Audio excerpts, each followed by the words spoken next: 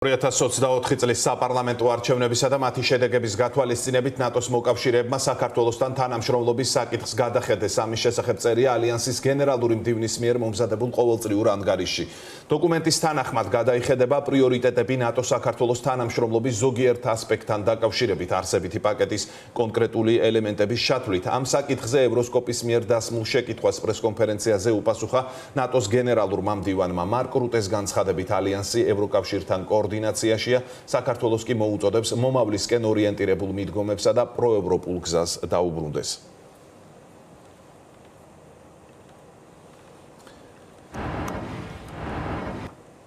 თამარ ნუცუბიძე, ევროსკოპის რედაქტორი, შემოგვიერთა ბრიუსელიდან პირდაპირ ეთერში. თამარ, საღამოშვიდობისა, დიდი მადლობა.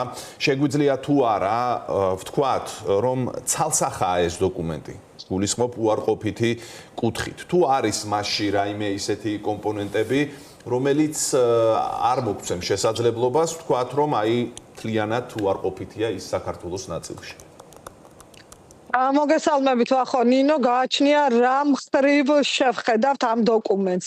თუ ამ დოკუმენტს შევხედავთ ჩვენი ქვეყნის წინსულის თვალსაზრისით ჩრდილოატლანტიკური ალიანსისკენ, მაშინ ცალმხრივად უარყოფითია, იმიტომ რომ ბოლო ანგარიში ჯერ ერთი თუ მიაქციეთ ყურადღება საქართველოს მეორე აბზაცშია იმ თავში, სადაც საუბარი არის ალიანსის ურთიერთობებზე და პოზიციაზე კავკასიაში, სამხრეთ კავკასიაში და ასეთი არასდროს ყოფილა, რადგანაც საქართველოს ამ ანგარიშებში, რომელიც ყოველწლიურად იწერება ნატოში, მუდმივად იყო ფასგასმული როგორც ერთ-ერთი ყველაზე უფრო მნიშვნელოვანი პარტნიორი და წარმატებული ასპირანტი ქვეყანა. ამ მხრივ რა თქმა უნდა ძალიან უარყოფითია ეს ყველაფერი, მაგრამ იქვე ჩანაწერში არის, რომ რაც შეეხება სამხედრო კოოპერაციას, ის გრძელდება და პოზიტიურადაც იქნა შეფასებული და აღნიშნული, რომ მაისში იყო ამაზე საუბარი და აქ უკვე გადავდივართ, ანუ მთლიანად ამ საკითხის მთლიან მოცულობაზე, რადგანაც თვითონ ნატო, რომს დაგუგლოთ, ვისაც უნდა, არის როგორც სამხედრო, ასევე პოლიტიკური ორგანიზაცია. ამიტომ ამ ორგანიზაციაში გაწევრიანება შეუძლებელია მხოლოდ სამხედრო საკითხებში წარმატებით და პრინციპში წლების განმავლობაში მუდმივად ნატოში და ნატოს მიღმაც კეთდებოდა საქართველოზე განცხადებები, რომ საქართველოს სამხედრო კუთხით არის ყველაზე ახლოს ნატოსთან, აქვს ყველა ბერკეტი იმისთვის, რომ გახდეს ალიანსის წევრი და ახლა საჭიროაო პოლიტიკური კონსენსუსიო.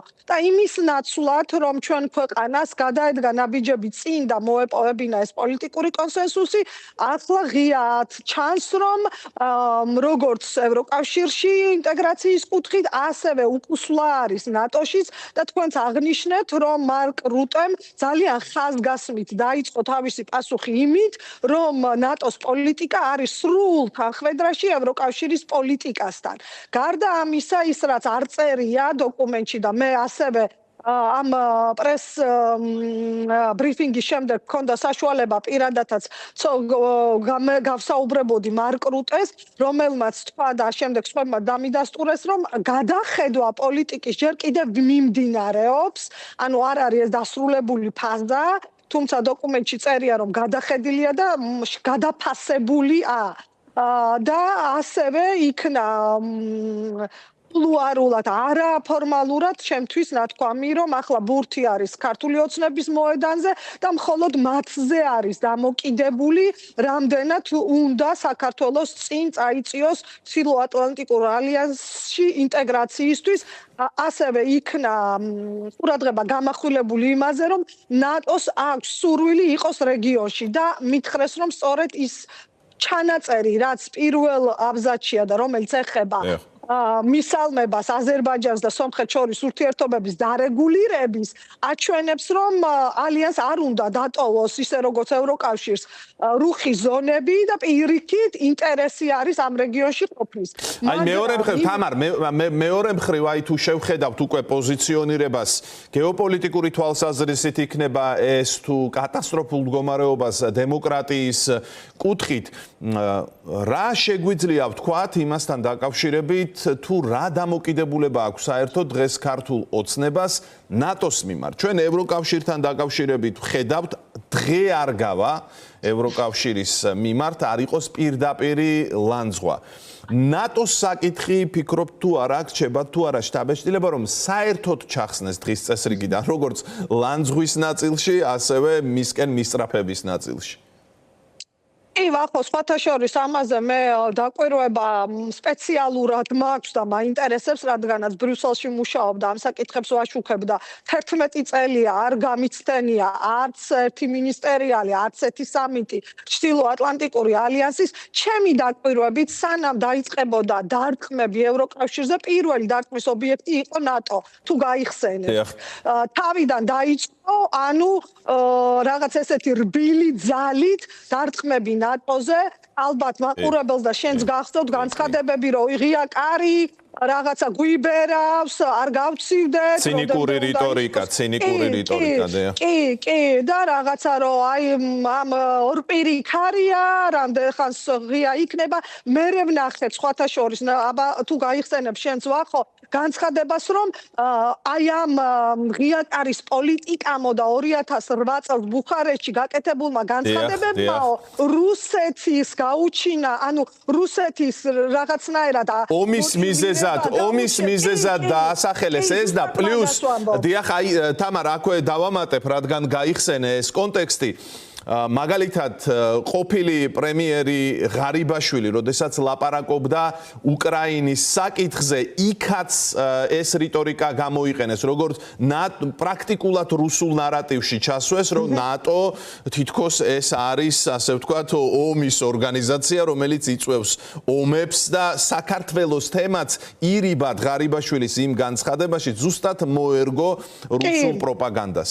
ხო, კი და აი ნახეთ საით მიმყავს ეს საკითხი, ანუ ჩემი დაკვირვებით პირველი დარტყმა დაიწყო ნატოზე, აი ამ განცხადებებით, რაც ჩვენ ახლა ვისაუბრეთ, მაგრამ მერე შეხედეთ რა მოხდა, როგორც შენ აღნიშნე, რაღაცნაირად ნატოზე საერთოდ ლაპარაკი აღარ არის და როგორც ჩანს, რაც წერია ამ ბოლო ანგარიში, რადგანაც ძალიან მკაფიოა, რომ პოლიტიკურ ნაწილში ნატო საერთოდ არ თანხმდება იმ ვითარებაზე საქართველოში დღეს რაც არის და რადგანაც თანამშრომლობას აგრძელებს სამხედრო საკითხში, ჩემი აზრით, ჩემი პრაქტიკიდან გამომდინარე, ეს ქართულ ოცნებასაც აწყობს, რადგანაც ნახეთ მტკიცებულებად რა შემილია მოვიყვანო, როდესაც ნატოს ფარგლებში ტარდება ეგრეთ წოდებული რამშტაინის ფორმატი უკრაინასთან დაკავშირებით, ჩვენ ვხედავთ ხოლმე მუდმივად, რომ თავდაცვის უწყება მერე ინფორმაციას ავრცელებს, რომ ესწრებოდა ირაკლი ჩიქოვანი ამ შეხვედრებს. თავად ნატოც ამბობს, რომ კომუნიკაცია და თანამშრომლობა სამხედრო სფეროში არის. ამიტომ როგორც ჩანს, ნატოსთან ცოტა განსხვავებული პოლიტიკა აქვს ქართულ ოცნებას აღებული, პოლიტიკურ ნაწილს არ ეხება და ჩუმი თანამშრომლობა აგრძელებს და ეს სხვათა შორის ნახეთ პროპაგანდისტულადაც პრინციპში საქართველოს მოქალაქეებს ატყუებენ, რომ ვითომ საერთოდ ნატო ესე გვიბერავს რაღაცა ღია კარი, ვითომ ნატო არის ინსპირაცია რუსეთისთვის ომის და პარალელურად გრძელდება თანამშრომლობა. ოღონდ მათ ოღონდ აი რუტეც ამბობს, რომ დიალოგი უნდა შენარჩუნდეს, მაგრამ აქ ეჭვი მაქვს არ იგულისხმება მხოლოდ სამხედრო ნაწილში, აქ ნატოს უნდა რომ თავისი ინტერესები იყოს წარმოდგენილი, მაგრამ აი სადაც არ აწყობს ქართულ ოცნებას. ეს არის დემოკრატიის ნაწილი და თქვენ სწორად შენიშნეთ და აღნიშნეთ ის, რაც ფაქტია, ისედაც რომ ეს მხოლოდ სამხედრო ორგანიზაცია არ არის. არის პოლიტიკური ორგანიზაციაც და მას აინტერესებს, რომ პოლიტიკური სტაბილურობა იყოს ასევე ქვეყანაში და დემოკრატია იყოს. აქედან გამომდინარე, ბოლო აქცენტს დავსვამ და აი თქვენი პასუხი მაინტერესებს ამაზე შეკითხვის ფორმით შემოგეხმიანებით ამ თემასთან დაკავშირებით. აი ის რომ ევროკავშირთან მჭიდრო კოორდინაციაში ვიქნები თუ ამბობს ნატოს გენერალური მდივანი, აქ ნატოს რა შეუძლია გააკეთოს წნეხის თვალსაზრისით, რომ აი ეს რაც ხდება ახლა დემოკრატიასთან დაკავშირებით, ვეღარ გაგრძელდეს საქართველოში ქართული ოცნების ამგვარი რეპრესიული პოლიტიკა. ევროკავშირი ლაპარაკობს სანქციებზე და სხვადასხვა ზომის აუცილებლობაზე. ნატოს წვლილი რა შეიძლება აქ იყოს, რადგან კოორდინაციაშია საქართველოს საკითხზე ევროკავშირთან. კი, კოორდინაციაში ყოფნა ნიშნავს იმას, რომ ნატო იზიარებს მიდგომებს და დღეს ევროკავშირის მიერ ფიქსირებულ პოლიტიკას საქართველოს მიმართ და ფაქტიურად ირიბა ჩვენ შეგვიძლია ვთქვათ, რომ დღეს ამით ნატოს გენერალურმა მდივანმა თქვა, რომ ჩვენი შემდეგი ინტეგრაცია ჩრდილო-ატლანტიკურ ალიანსში ასევე შეჩერებულია და პრინციპში დოკუმენტში წერია გადახედვაც და გადაფასებაც, ხო? ალბათ მაგას მოიაზრებს, თორე წინ რომ მივდიოდეთ, იგივენაირად იქნებოდა ჩანაწერები, რაც შარშან იყო. რაც ასევე კიდე ერთი მომენტია, ნახეთ, ძალიან დიდი ხანია ნატოს მხრიდან არ გაკეთებულა განცხადება საქართველოზე. და დღეს თუნდაც ის რომ ევროსკოპს მიეცა შეკითხვის დასმის საშუალება, მე ვთვლი რომ ეს კიდევ ერთი სიგნალი იყო საჯაროდ ალიანსის მხრიდან ზუსტად იმაზე, რომ ჩვენ არ გვინდა გაბოლომდეს დიალოგის თუნდაც კარი, თუნდაც შესაძლებლობა დავყეტოთ, იმიტომ რომ ვახო, ჩვენ ხო აუცილებლად უნდა ვთქვათ ის, რომ საქართველო ამერიკის შეერთებული შტატების შემდეგ როგორც ნატოს არაწევრი ქვეყანა პირველ ადგილზეა და როგორც ზოგადად მოკავშირე ამერიკის შეერთებული შტატების მერე მეორე ადგილზეა, რაც ჩვენ წვლილი გვაქვს შეტანილი სამშვიდობო მისიებში და ნატო ამას ესე არ დაივიწყებს. დიდი მადლობა.